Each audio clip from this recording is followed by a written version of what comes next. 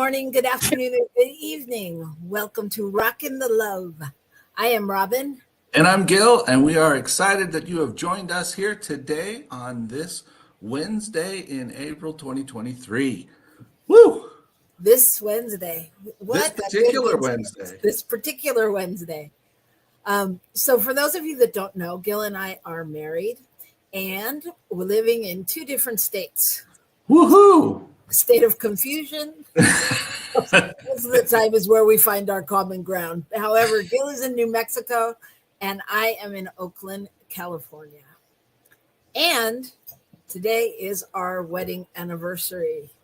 No, it's not just our wedding anniversary. It is our 21st wedding anniversary, which I believe means we are now fully adult people.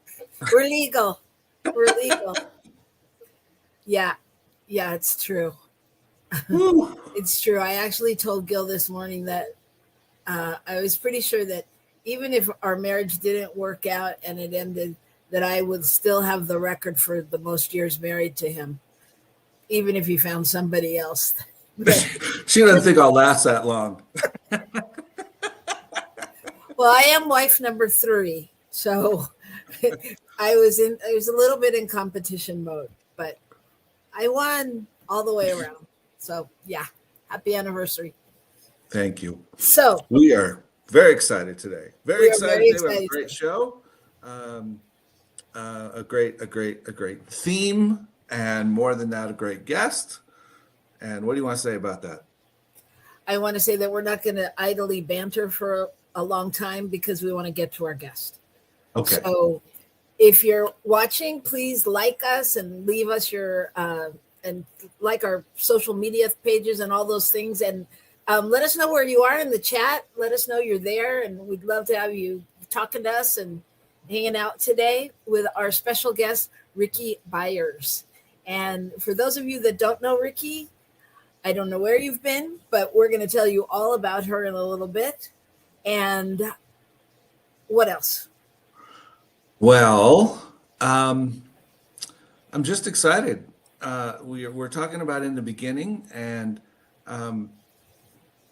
it just really made me think about 21 years ago on a beach in Hawaii, and a fun thing about that. We'll talk more about that later, but a little bit. But just this idea of how relationship morphs and grows, and I just want to, anybody that's been following CSL themes for the last little bit, we've been talking about vulnerability in Centers for Spiritual Living, and in a vulnerable moment right now, I'm just sharing that Robyn has been doing way more than the average human being should have to do to keep their spouse afloat. So I just want to appreciate you for that. Thank you very much. Thank you. And I'm sure that will come up in conversation. Okay. So I think the best thing to do is not talk about our weeks, but to get to the good news. So okay, here's the good news. So this is a segment where we like to talk about what's good in the world, because we all know what isn't working as well for us. And if we don't, we can turn on any news channel any time of the day. So we like to find something that is good, something that is happening, because there's so much good going on in the world, and it doesn't always get acknowledged. So, Mr. Olmsted, do you have something? Well, I did actually come across a very fascinating little piece from India, believe it or not, on ecological restoration, and this community and the various people in the community, and along with the government, made a commitment to change the path of the river, to change the path of what was happening there. And this river virtually had died, and it's now thriving because they put some effort into it and some time into it, and they had some vision. And I think that's just such a wonderful thing when you can have people come together around something like that and see the possibility, instead of just allowing it to continue to move in a direction that feels, like it's taking away. See the possibility of what can be created. And so I just was in awe of that. And so that was my piece of good news for today. What about I, you? I too was in awe of that. And that was my piece of good news. However, I have two. But what I found really great about that was the river has actually been restored, and there is new life in it, and there is fish, and there people are able to do fishing and whatever they were living off of it. And so like everything is really back, and it's such a great show of not only working together but really holding a vision like that for your community and your world. Well, I think it talks about relationship so much too. I mean, everything is related. And we're always in relationship with something, and whether it's our world, our environment, or it's other people, um, it is always not a task, but an opportunity to really look at, well, what does it mean to be in relationship? What does it mean to be in relationship with the creation that's all around us? Yeah, So I thought that was pretty cool. it is very cool. And I want to welcome Coach Constance and John Chastain out there. Thank you for the anniversary wishes. Thank you, Constance, for being here. And so I'm going to tell you about my other story, and I'm going to just I'm going to make it short because I started not to do it because it felt like a kind of story we do a lot, but I have a point at the end of it, a new point. Okay. So, Let's hear the point. Okay, so this is about a woman who was an Uber driver, and she went to pick up her passenger, and at one of the stadiums, I think in Atlanta, and they were great. They had a great conversation, and they really connected. And after 20 minutes, she dropped him off at her destination. During those 20 minutes, she told him about her life and how she had 3 kids, and she had a kid when she began having kids when she was 16, and she was a single mother, and she had wanted to go back to school and go into criminology, and she signed up and she started going, but things happened, and then she had to pause because they wouldn't let her continue because she had a $700 bill and they didn't do payment plans and blah blah blah. So now she was doing Uber to get money, and those kind of things. She had gone to school and gotten her hairdresser license, but hairdressing was going really slow, and all of those things that happen in life that threw her off the course. And so where the story's going, right? So at the end, when the guy got out, she looked at her whatever on her phone, and he had given her $150 tip, and she was over the moon, excited and thankful. And then the next day, or the Monday, she received a note, and it with a picture from the school that her bill had been paid in full, and that she could start back as soon as she wanted to. And she of course was like, oh my God, I'll pay you back and all that. And he's like, no, the only payback I want is to be invited to your graduation. So she graduated, and he went to the graduation, and they were all good. And I guess this story has exploded, and this has been a few years. It's not as recent, but it's been through the years. And then they were on Ellen, and Ellen gave her from the Cheerios committee a $25,000 to pay off all of her student loans, and the company also gave him a gift for being such a good Samaritan that he could travel anywhere in the world because he loves to travel. And what I really love about this story is how many people along the way have been inspired by this story, because I know that this story has taken years to tell, but I feel like these are the kind of stories that like really inspire people to do something different and really stand in that place of just paying it forward a little bit. So that's my good news story. That's some good news. And I want to add, how often does the little thing that we do make such a huge difference in somebody's life? So when the opportunity arises and we can just offer a little something into someone's life, that taking that opportunity, which sometimes, we have to push ourselves to even, but how much it can make a difference in somebody's life, and that story is one of those ones that, sort of amplifies that, but it happens all the time, and it happens from the smile on the street to the $25,000 gift, everything in between. Yeah. So yeah, it's so true. It's so true. Yeah, just when you said that, it reminds me, I always remember one day when my mom was driving me to school and I was about 7. And I remember looking out the window at this woman standing on the street corner in LA. And I was clapping to the song, and I was clapping like this because it was when that was fashionable to add the extra loop into the clap. And she thought I was waving at her, and she stood there and she smiled and she waved so brightly and so happily. And I could feel the joy. And I mean, I'm talking a lot of years later, people. I mean, this is, 50 years later that this is still something in my life that I'm touched by and that I connect to her on.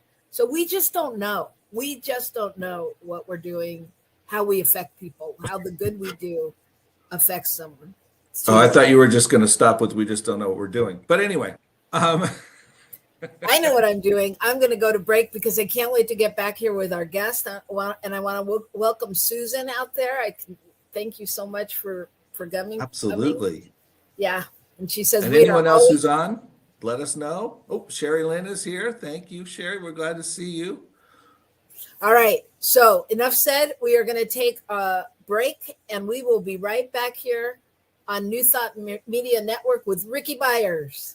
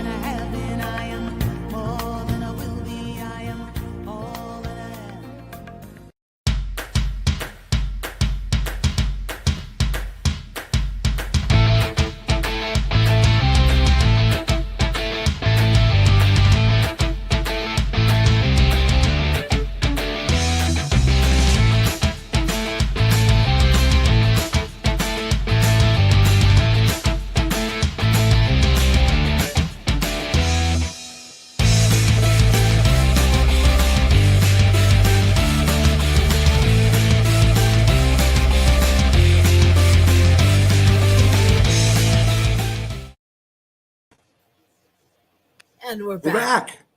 Hello, everybody. We are doing Rockin the Love today. It is our 21st anniversary. And more important than all of that, we have our special guest today. And if you don't know and love Rickie already, we're going to introduce you to Rickie Byars, who's an incredible musician. And more than a musician, she is a light. She's a love. And she brings forth so much. If you look at all the things she's done and all the things she's doing, it gets overwhelming. There's so much. So we're happy to know her as a professional and know her as a friend. And we thank you so much for being here, Rickie. Hey, happy anniversary, you two. Thank you. Now, just rocking that love. Unbelievable. Man, I'm so proud of you guys. You know, you have no idea. I'm so proud of you. I'm proud. Okay, so why am I proud of you? I feel like Kevin Hart. Let me tell you why. I mean, he might not be politically correct these days. I don't know. But, you know, he always says, well, let me tell you why. Well, first of all, you're beautiful people. You've always been, and you're still beautiful. And to hear your conversations, even before the show, just warmed my heart. And then to see you live and your back and forth is just adorable. Y'all funny. And I don't think I ever got to really know you like this, like what, just to see you in your element. Most of the time you're in my element. You know what I mean? Yeah. You know, most of the time the party is at my house. Well, now the party is at your house, and it's just it's amazing. I love you, and I'm honored to be here with you today. Thank you so much. Well, I will just comment. You know, we said it's our 21st wedding anniversary, and Rickie and the Agape Choir, and Nikki Harris, and the whole crew was on the beach with us. We got married, and every year I think, how in the world did that happen? And how grateful I am that it did. And so we just you know, appreciate you. I've told people many times since then, you need to know this, that I survived ministerial school because I was singing in the choir. And that's what kept me going. Yeah. Listen. I feel like Tim McAfee Lewis. Listen. You got to know who Tim is to know how funny that is. But they know who Tim McAfee Lewis is. That's right. You know, but I was in ministerial school for, I believe I did 1 quarter. Yeah, if I remember right, I think I was around that. I was like, clearly, I'm in the wrong place. Maybe I needed to be singing somebody else's songs, and I would have stayed. But I just want to add to that, because that's the way I passed my prac test too. But because I was in the choir, because I remember sitting at the table taking the test, going, yeah, okay, you know, and then going into choir lyrics and starting to write. Oh yeah, okay, you know, it was the answer. It was the answer to everything. Yeah. You guys, 21 years. And I'll tell you too, that's how the title of the show came up, because what Gil didn't say and alluded to in the talk in the beginning was that it wasn't a banner week for him. He's been a little on edge, and he put on In the Beginning yesterday, your song In the Beginning, and called me sobbing. Genesis, yeah. Wow. Called me sobbing, and he's like, the title In the Beginning. Okay. I'm like, I think the title's 21 and still fun, and he's like, In the Beginning. I was like, got it. So. Oh wow, that's so sweet and so beautiful, man. You guys, y'all did it right. You know, now I'll put it this way: you got it right. You get it right. Well, and I think the key to that is we're still working on it. That's what I mean. Absolutely, it's a constant work. Yeah, it's a constant work, and Yeah. I love the thing where your fingers are like this. You know, in the beginning, you know, it was just, there's a lot. When I get married again, I'm going to say, let's go mentor with Robyn and Gil first. Well, hopefully we'll still be around. And right, because I ain't trying to do it yet. But I'll tell you, I'll never forget, and then we'll talk about things that everybody will be interested in, not just us. But I'll never forget it's sitting in Hawaii with you after we sang at that church, and you sitting me down and having a conversation with me about marriage. And it was like, I think we both were having some out of body experience. I remember we were sitting like in the window of this church, and you were just downloading all this stuff. I can't even tell you what you said. I just remember being there and going and feeling like I was trying to take mental notes. And I know it was ingrained in me. And I know all I know is whatever you said was super important and really insightful. So it was just, I don't know. That was like a very interesting moment in my life. Wow. So anyway. I'm telling somebody about marriage. That's good. You know, we all grow and learn through it all, right? Yeah. You know, and if we truly believe it's all good, you know, the moments when it's not, or when it feels like it's not, you know, somewhere in there is the next thing. And that's always been the thing that, you know, singing music and that stuff has brought me back to, is finding that place where it's coming around. Like, I can get through this because I know the truth, and the truth is bigger than what this moment looks like. Yes. Beautiful. Yeah. Beautiful. Yeah. And I think it's in that light, it's always, you know, when it's not good or not good, it's taking us to that moment where we can have a new beginning. Yeah. You can begin again. Yeah, absolutely. And so in the beginning, so speaking of beginning again, we are beginning again. Actually, not again. We're just beginning this process of having you come out to Albuquerque and be in concert at Rio Grande Center for Spiritual Living. And I'm so excited about just all the possibilities. You know, we're talking about the beginnings of New Thought New Mexico again, and how to bring all the New Thought people together. Wow. And we're meeting people that you've had connections with for a while that I haven't. And I think I'm getting lined up to be on some television show to say something about you coming, which is a little bit terrifying. But you can do it. I'm going to have to figure it out. But I just want to share something with everyone, though, around this. And that is, the most fun about this whole thing for me has been that you've said to me, I just want to come and support. And that's taken a certain amount of pressure off on one hand, but on the other hand, it's been like so affirming to have that. And I want to appreciate you for that, because you're not just coming to be Diva Rickie. Right. And I never am Diva Rickie, but people see me as Diva Rickie, you know. But you know, on the night of the concert, though, don't be trying to tell me what to do now.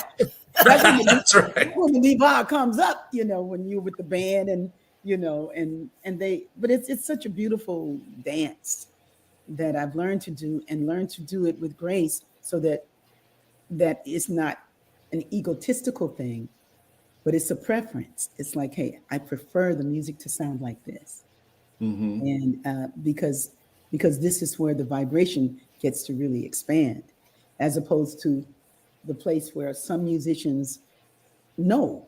And because of my years of doing this, I can hear what's being played, and I already know, you know, so I can say, this is the way I prefer it. So my diva does come out there, right? It does come out there a little bit, because I know what I want, and I know how I feel, and I know when somebody does a riff, and I know their experience. I can hear it in their fingers. I just know it. Wow. I can hear it in their fingers, and I'm going like, this is not a coffee house experience. Or jazz. This is not a happy hour. This is not a happy hour. And that chord you just played took me to martinis. You know, and we're not talking. I don't want that feeling. And so I have a reputation for even great musicians like John Barnes. It's like, and this was you guys might have been in the concert that night. This was at the Ford Theater in Los Angeles, and the choir was in concert, and the great John Barnes. I mean, John Barnes has produced so many people. Peaches and Herbs, Reunited. He co-wrote Smooth Criminal for Michael Jackson. I mean, he's all that, right? And he also produced In the Land of I Am, the CD, but the album. But at this time, he hadn't done that. He was playing in the band with us graciously just because he wanted to be with the music. And I'm learning who this being is. I don't realize King John is here with us. You know, for me, he's just John, right? I don't find out about Smooth Criminal till many years later. But anyway, so we're there and he's playing. We're doing Mother, Father, God, how great thou art. And there's a thing that he did inside of that I'm going like, huh? You know, and my face went like,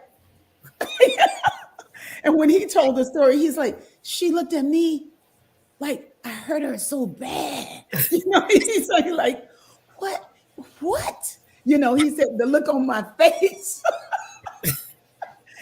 And he used to crack up, and he would tell that he was like, when did you get the face?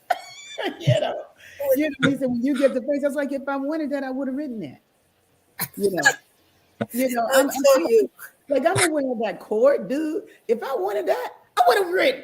I don't want, the song goes like this because that's what the Spirit revealed, and that's what I want to hear. So anyway, that's the diva in me. But anyway, but having been in choir with you for 10 years or so, there's this difference between diva and clarity. Yeah. Yes. You are clear, and when you get clear, sometimes it's a little scary. It's a little diva-ish. Yeah. Yes, New Thought Media.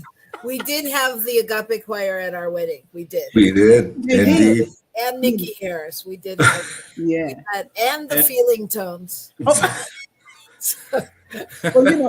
I gotta say, as much as we love you and Robyn so much, and we all appreciated that you gave us a Hawaii experience. Because I'm not so sure we all would have showed up in Podunk. No. Well, actually, I think the actual was sort of reversed, and that was there was the Maui Cultural Center or the Unity Church. I don't remember which, but something, right? And there was that piece, and the choir was going, and we're like, okay, if we went too, would you sing at our wedding? Gil, you don't have to tell all of our secrets. Man, now that was great. But that was a great concert, as I recall. What's the guy, the actor, the one that the old cowboy Clint Eastwood was there?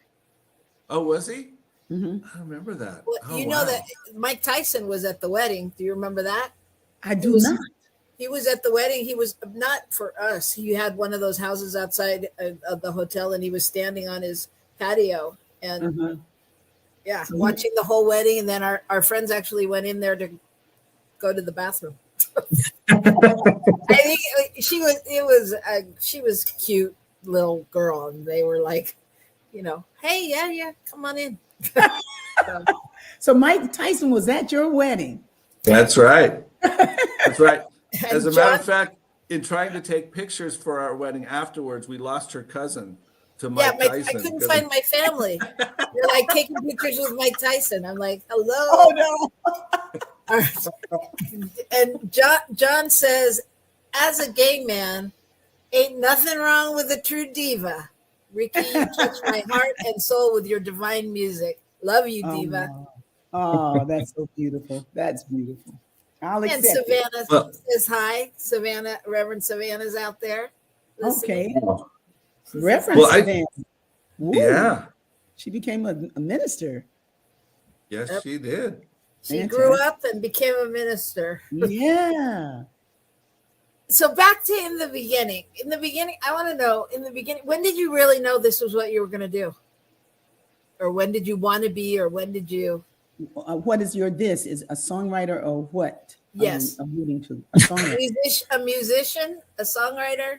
I was always a musician. I didn't decide to do that. Like when you were little? Yeah. I mean, I could always play it, but I was a strange kid in that I always knew I I'm still kind of strange. You know how you think everybody's your age around you, and then you realize they're much younger than you. Like I had these weird assumptions about life, but I didn't know they were assumptions. I thought they were facts. So I just assumed that I made up my own birthday because my mother had so many kids, she couldn't possibly know when my birthday was. So I made my birthday up to be October 10th, and that was my birthday, October 10th. But we know that's not the truth. I was born October 10th, it's on the birth certificate, but I didn't know all of that. I was a little girl and I'm just making up what I think, but it's already been dialed into me.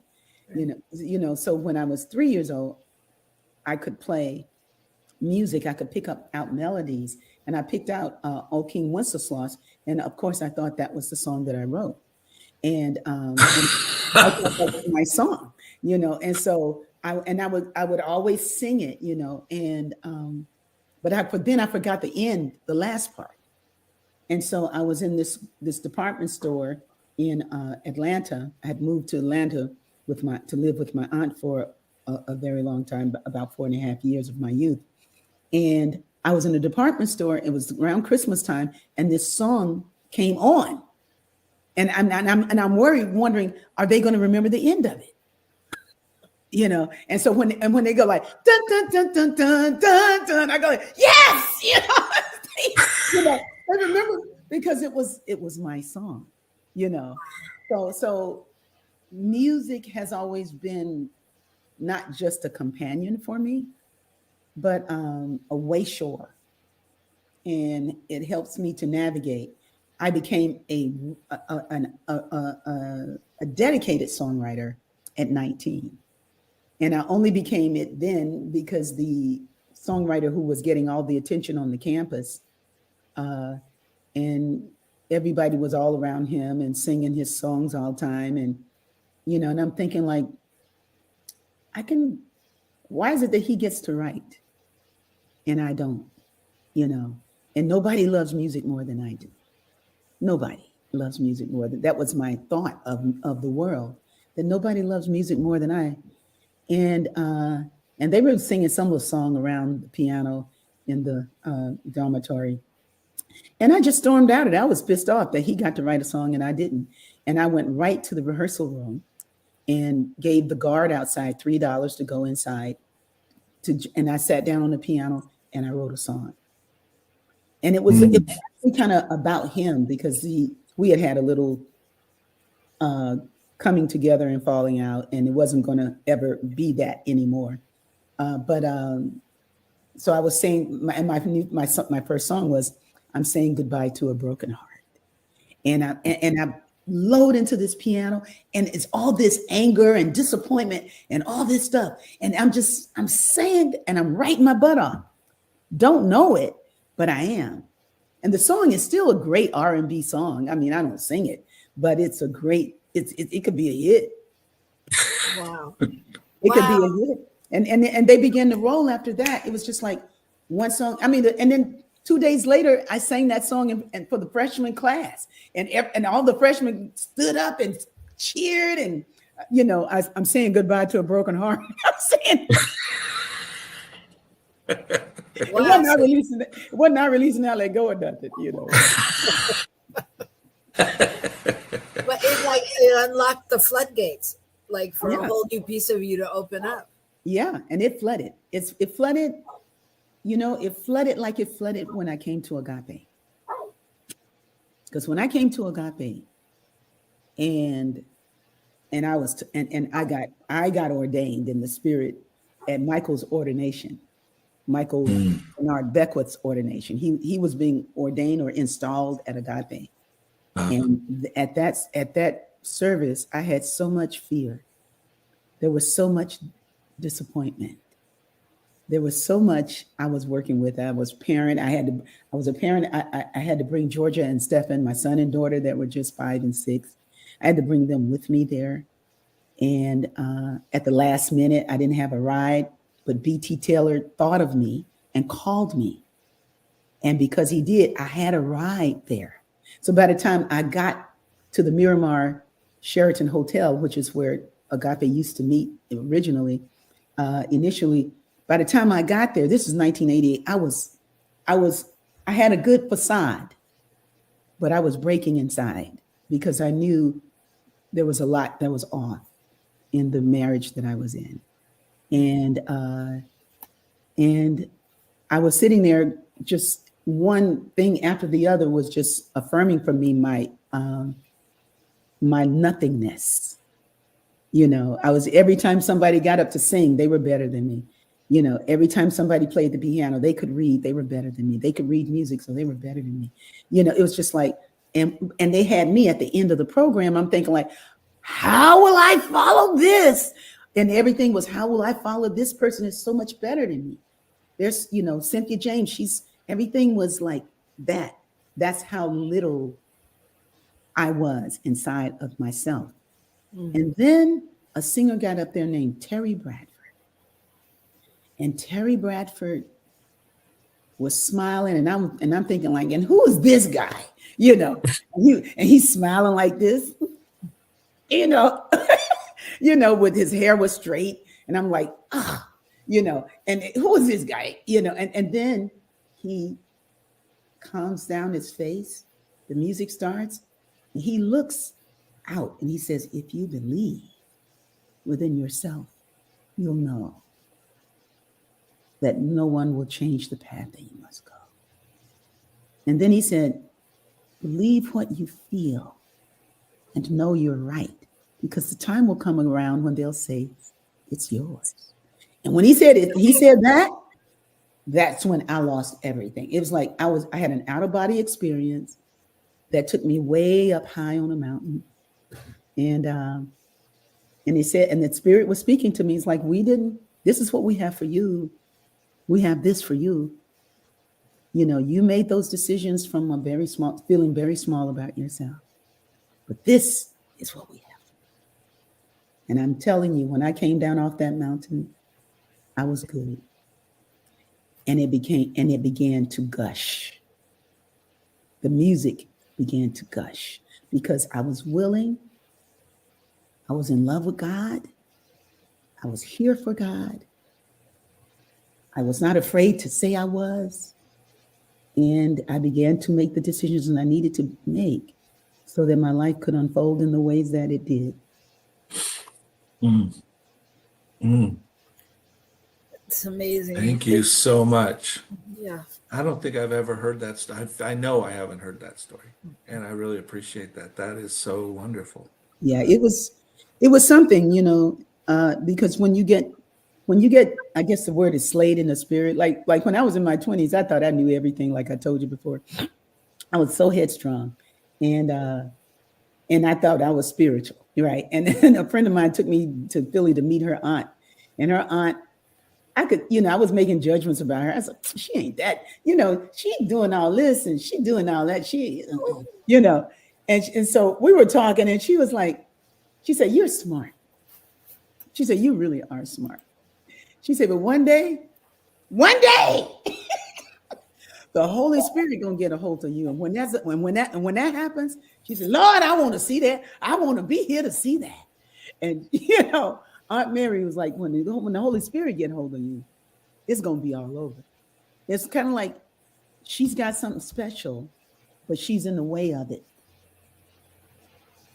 And how many times have we seen that, where people have something special, but they're in the way of it. And they're not in the way of it, but they're all in the way of it. They're blocking their own good. And coming to Agape in those days and finding the love there and the receptivity, it was what I needed. It was what my soul needed. And then it began to do what it was put here to do. But when I say I wrote a song in them days, I really did write those songs. It wasn't like when I was 3 years old. I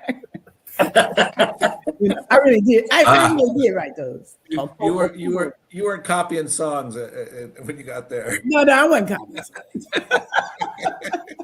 But I love that. I can just see the vision of little Rickie being like, I wrote that song. I can feel that. Oh yeah, and well, I was being informed also from an angelic or some kind of indigenous realm that was showing up for me every morning. So they would show up on the windowsill and wake me up every morning, and they'd be there and they'd be dancing. And my thought of that now is that I was being initiated into this joyful way of being, because they had such joy all the time. All the time. They would go like, Rickie, wake up, wake up. And you can't tell me that that wasn't real. And I didn't tell anybody about it, because it was second nature. Right. And, and they're still with me. They don't show up in form like that, but the presence, the holy presence is in me. And now I can just relax into that and just give thanks and go and have a good day. Yeah, that's beautiful.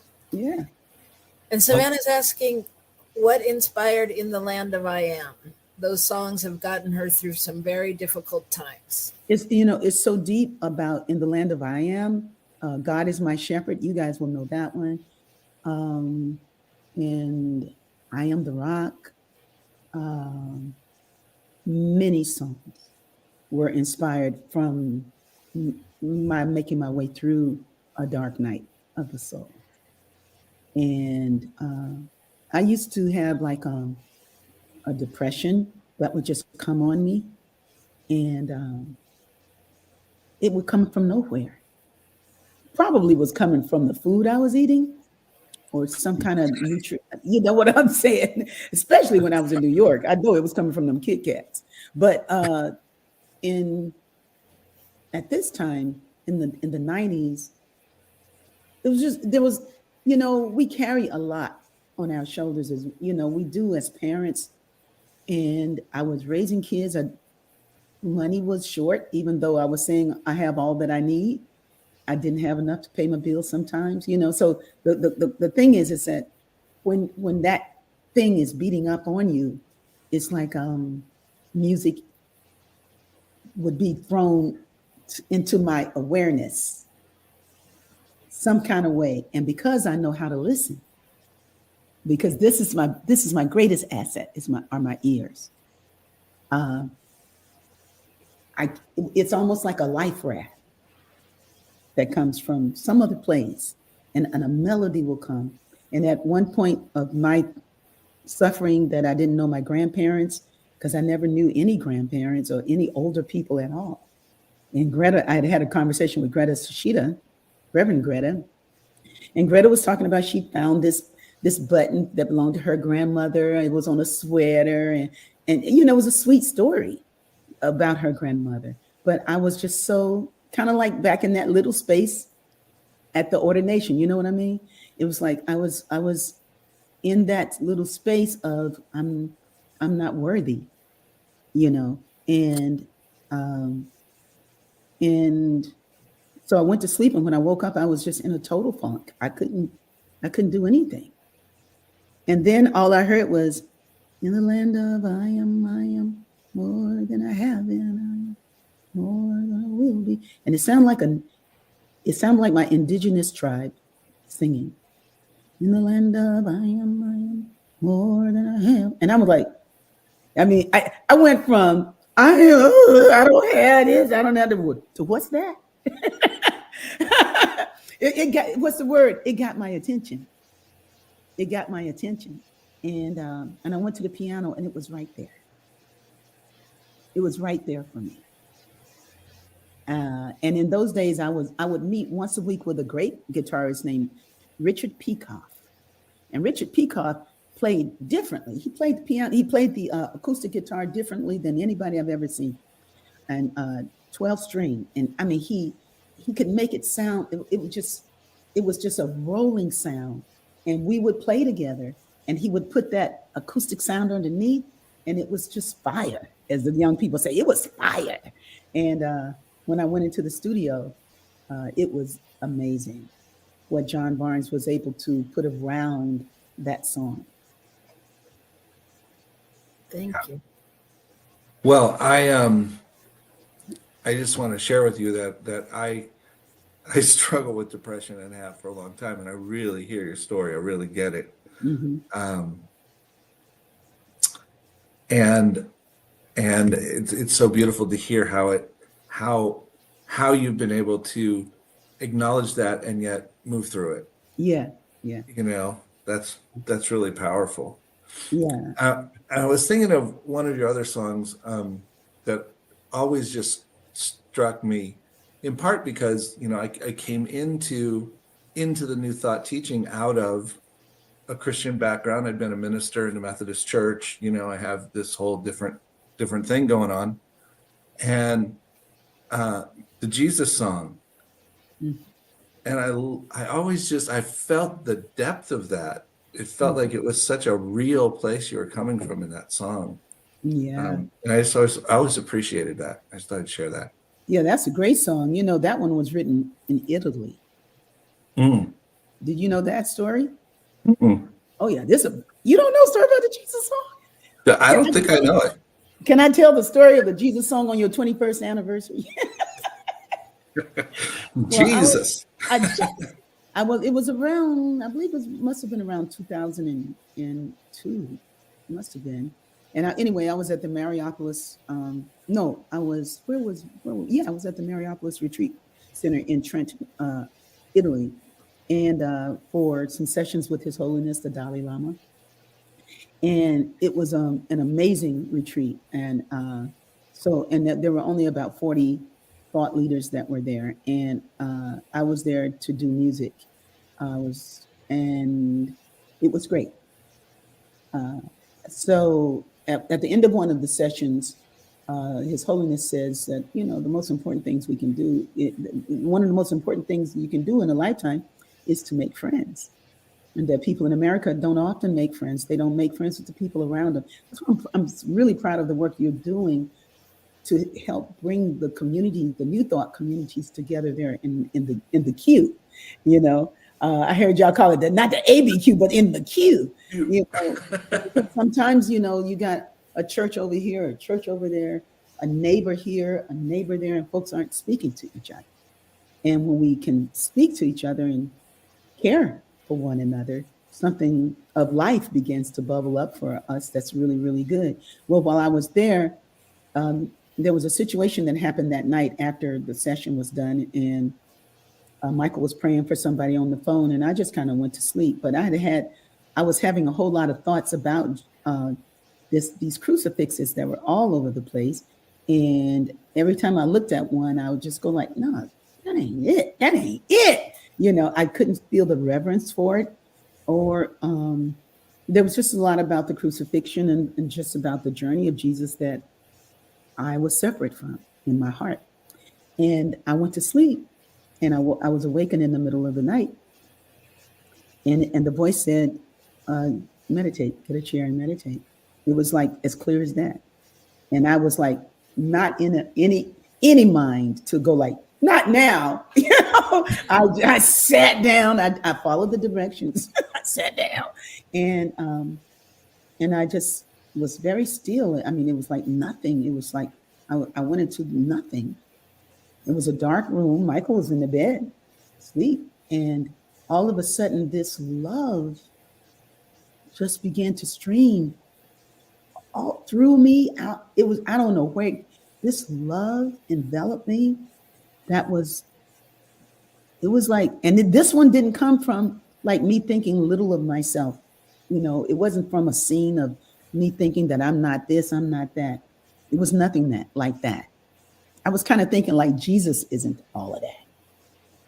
And I'm here to tell you, this presence took me and it informed me. And it's like, I am not who they say I am. I'm not that that's not who I am. I was with you when you were a child. I was with you all the time. I've been with you. I love you. I love you. And it was this love was just like love. It was beyond anything that I can describe here. And all I know is that I had to leave and go to the piano in the middle of the night. It must have been 3 a.m. And Michael was like, "Where are you going?" I was like, I gotta go to the piano. I gotta find the piano. Well, he knew that about me anyway, that I would wake up with a song and go like, I just leave the bed and go to the piano. It's like, I know how to do that, But so I'm going to the piano, and he said as I walked out of the door, there were all these. He said there was a throng, so many little dark-skinned beings that were like very little, that were at my feet as I went out the door. That when I left with a whole legion walking behind me. And I went to the piano and I began to play. Gave up on Jesus, didn't understand. And I just cried. The whole time the song played, I cried. And the way the piano was situated, people were walking in at 4 a.m. A.T.R.E. Rodney, he shows up 5 o'clock for his morning walk. And I tell the story. Penny and these people from the Fetzer Institute, they show up. I tell the story. Everybody's crying. I'm playing this song. And that's the way the Jesus song was born. And so when I saw His Holiness the next morning, when everybody gathered, and he was like, "Whoa, how's everybody?" And he said, "Anybody want to share whatever?" And somebody said something about something, and I went next. I was like, "Well, at the end of the session yesterday, you said that we're here to make friends." And I said, so I want you to know that last night a lot happened, but I made friends with Jesus.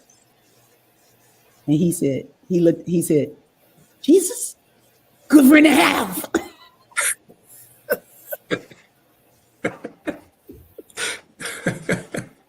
I was like, you know what? Jesus is a good friend to have.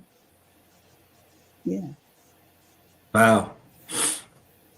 Woo. That's amazing. A lot.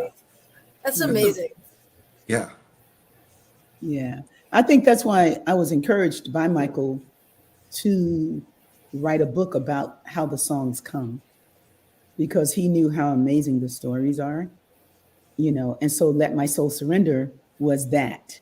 Right. Yes. It was that kind of book where, yeah, I'm glad I did. But I never forget those stories. They're with me. Yeah.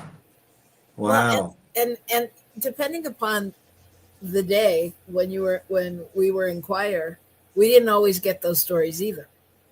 But I just remember when you first brought the Jesus song, like I remember you singing the first part going, "Give up on Jesus." And then I was like, "Jesus?" She said Jesus. Yeah. Oh, and I had to go to a different place and then it was such an opening. Yeah. For possibility. Yeah. I mean, it was such a connector. And I just want to honor you, Rickie, because, you have done so much work to connect us all and to make friends and to become that unit of, possibility and your music. And, like we always say, we never know who we're touching. You'll never know all the people that you've touched or the lives you've changed. And it's just, I don't know. I'm so honored to be part of your tribe. Yeah. That we've come together on this journey and this pathway. Yeah. And I can't believe it, but our time is up. Isn't that amazing? It's amazing. But I don't want you to go away without, I don't want you to go away. It was the end of the sentence. I thought we were going to be talking about lovey-dovey stuff. Well, you'll have to come back and we can do that. This is lovey-dovey stuff. This is the lovey-dovey stuff of our soul. This is the real lovey-dovey.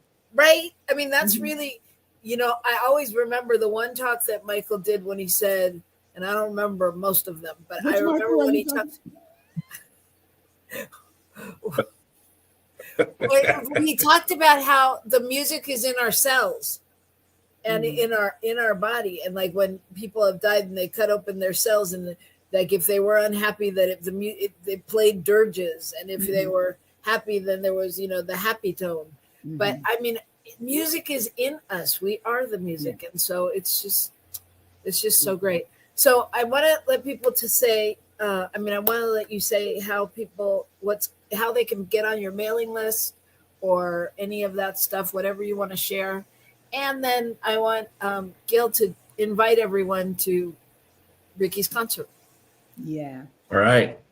Well, if you want to find anything about me, if you go to rickiebyars.org, rickiebyars.org, RICKIEBYARS, spell my name right, and subscribe to the newsletter. The newsletter comes out once a month. It publishes around the first or second week of the month, and I don't hit you up with a whole lot of stuff. I give quite a few wonderful things in my newsletters, and that's the way you can connect with me. I have Soulful Feeling, my podcast on Wednesday night tonight, that happens from 6 to 7:20-ish Pacific time, and I do the Sunday devotional. That's on YouTube and Facebook as well. So yeah, just find me.